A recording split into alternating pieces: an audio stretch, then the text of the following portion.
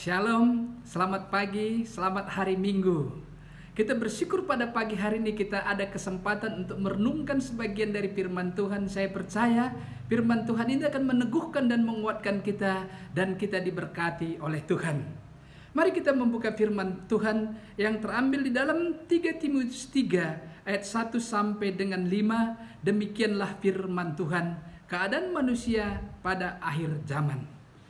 Ketahuilah bahwa pada hari-hari terakhir akan datang masa yang sukar. Manusia akan mencintai dirinya dan menjadi hamba uang. Mereka akan membual dan menyombongkan diri.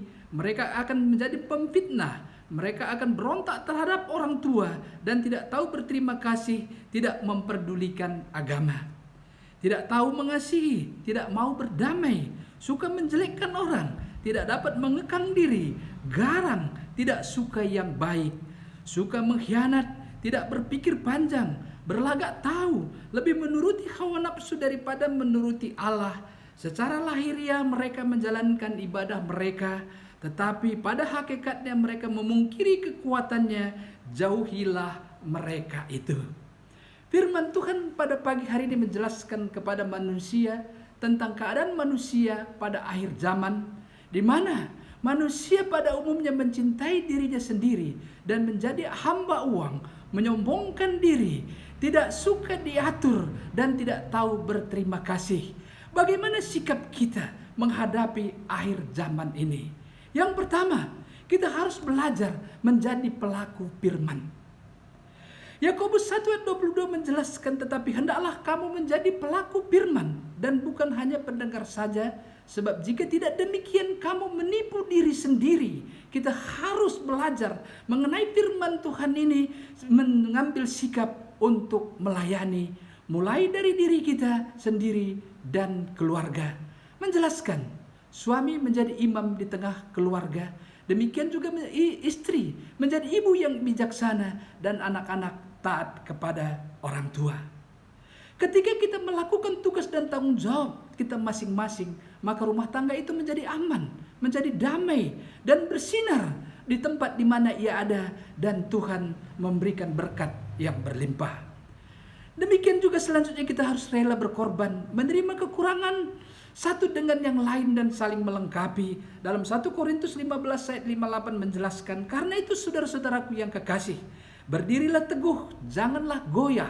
Giatlah selalu dalam pekerjaan Tuhan, sebab kamu tahu dalam persekutuan dengan Tuhan jerih payahmu tidak akan sia-sia, dan Tuhan akan memperhitungkan jerih lelahmu. Untuk itu mari kita belajar untuk melakukan firman Tuhan dalam setiap kehidupan kita, mulai dari hal yang kecil sampai dengan hal yang besar.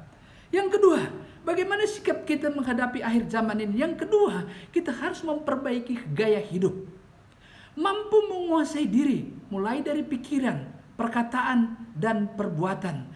Karena apa yang kita pikirkan akan menjadi perkataan, apa yang kita katakan menjadi perbuatan, dan apa yang kita perbuat menjadi kebiasaan. Maka Rasul Paulus menjelaskan kepada jemaat di Korintus dalam 1 Korintus 13 ayat 11, ketika aku kanak-kanak, aku berkata seperti kanak-kanak, aku merasa seperti kanak-kanak, aku berpikir seperti kanak-kanak. Sekarang sesudah aku menjadi dewasa, aku meninggalkan sifat kanak-kanak itu. Artinya Rasul Paulus menang dalam satu proses dari kehidupan lamanya kepada kehidupan yang baru. Maka Rasul Paulus menjelaskan dalam Filipi 3 ayat 7, tetapi apa yang dahulu merupakan keuntungan bagiku, sekarang kuanggap rugi karena Kristus. Rasul Paulus mampu menguasai diri, baik di dalam pikiran maupun perkataannya maupun perbuatannya. Maka kita harus belajar berpikir seperti Rasul Paulus, melayani seperti Rasul Paulus. Kita rendah hati. Maka dikatakan dalam Matius 7 ayat 12, segala sesuatu yang kamu kehendaki supaya orang perbuat kepadamu, perbuatlah demikian juga kepada mereka. Itulah isi seluruh hukum Taurat dan kitab para nabi. Mari Bapak Ibu Saudara yang dikasihi oleh Tuhan, kalau kita mau sesuatu yang baik, perbuatlah yang baik, tanamlah yang baik, maka kita akan menghasilkan berkat yang baik.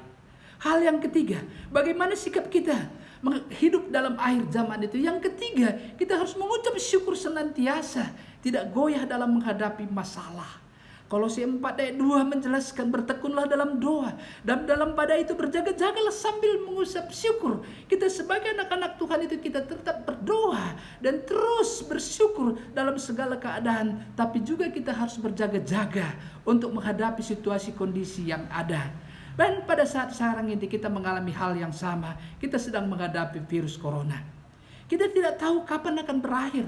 Tapi firman Tuhan berkata, berjaga-jagalah sambil mengucap syukur. Maka hari ini kita terus berjaga-jaga, kita mengikuti peraturan yang ada. Seperti pemerintah mengatakan, kita harus ada di rumah, kita jangan keluar rumah.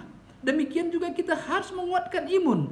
Demikian juga makanan, minuman, obat-obatan kita minum supaya daya tahan tubuh kita meningkat. Untuk itu kita harus mensyukuri apa yang ada sekarang, menerima kenyataan dan keadaan. Saudaraku yang dikasihi oleh Tuhan, mungkin sebelum corona ada, kita suami istri dan anak-anak kita waktu kita hanya sedikit sekali bertemu. Tetapi dengan adanya corona ini, ibu bapak dan anak-anak ada di rumah, boleh belajar membaca firman Tuhan, merenungkan firman Tuhan dan men-sharingkannya karena ada waktu bersama dengan keluarga. Jadi bersyukurlah karena corona ini keluarga dipimpin oleh Tuhan dalam ibadah rumah tangga masing-masing. Saya percaya melalui ibadah rumah tangga masing-masing Tuhan memimpin dan menyertai dan memberkati rumah tangga. Karena di dalam Kolose 2 itu hendaklah kamu berakar di dalam Dia dan dibangun di dalam Dia. Hendaklah kamu bertambah teguh dalam iman yang telah diajarkan kepadamu dan hendaklah hatimu melimpah dengan ucapan syukur. Jadi bersyukurlah dengan keadaan yang sekarang ini. Saya percaya Bapak Ibu Saudara diberkati oleh Tuhan. Banyak waktu bersama keluarga. Mari kita gunakan kesempatan untuk sharing banyak hal tentang firman Tuhan. Supaya firman Tuhan ini meneguhkan dan menguatkan kita. Yang terakhir, mari kita menjadi pelaku firman. Memperbaiki gaya hidup yang salah. Mengucap syukur senantiasa. Karena kita tahu Tuhan Yesus memberkati kita. Kita berdoa. Terima kasih Bapa, kami bersyukur hamba-Mu telah menyampaikan firman Tuhan. Dan biarlah firman Tuhan ini meneguhkan kami dan menguatkan kami. Karena pada saat sekarang ini kami mengalami ada masalah, yaitu virus corona Bapa. Kiranya kuatkan dan teguhkan iman kami, supaya kami siap menghadapinya. Dan kami berdoa virus corona ini akan segera berakhir. Terpujilah nama-Mu Bapa. Dalam nama Tuhan Yesus kami berdoa dan mengucap syukur. Haleluya. Amin.